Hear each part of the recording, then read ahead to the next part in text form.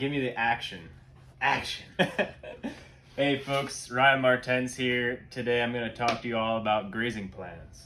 So before I get into the particulars of a grazing plan, I want to first loosely define grazing, what it is, why it's important. So grazing is the act of herbivores moving through the land, moving through the grasslands, moving through the pasture to harvest the grass therein.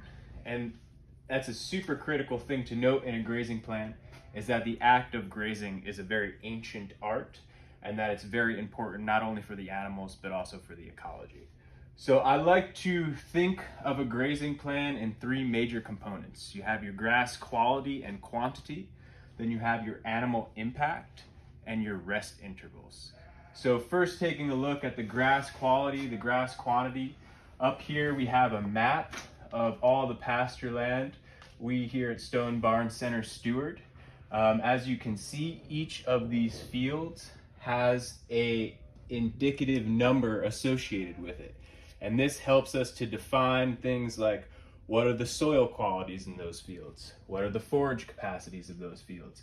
How big are they? What's the total acreage? These types of things allow us to really define what the grass quality is like and how much there is available for our animals that are grazing it. The next part of the grazing plan is the animals themselves. So what is the animal impact? How many animals do we have? All these calculations take place below on the grazing chart here.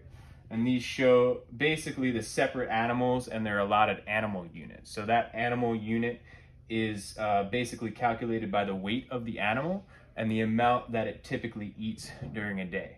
And this will vary during the season, but it gives us a rough idea of how much animal impact we're putting on our pastures. So the last part of the plan is the rest intervals. The rest intervals are exceedingly important to understand because they vary based on the season and they allow for the grass and the ecosystem to be healthy. If your rest intervals are too short, you'll have overgrazed pieces of land where the grass cannot go into a vegetative state. You'll stunt the grass and contribute to soil erosion. If the rest intervals are too long, then you have periods of time where the grass enters what's called senescence. So it ends up going to seed. It's an overly mature grass. It's not palatable to the animals, and it actually will, if left unabated, grow over itself, oxidize, and die. So the key to a grazing plan is to know your grass quality, your animal impact, and your rest intervals very specifically. So this larger grazing plan is currently not filled out, as it is our live time grazing plan. So it's March currently. As we get into the field in April, we will start to track the exact whereabouts of our animals on our fields in their allotted size and pasture quantity.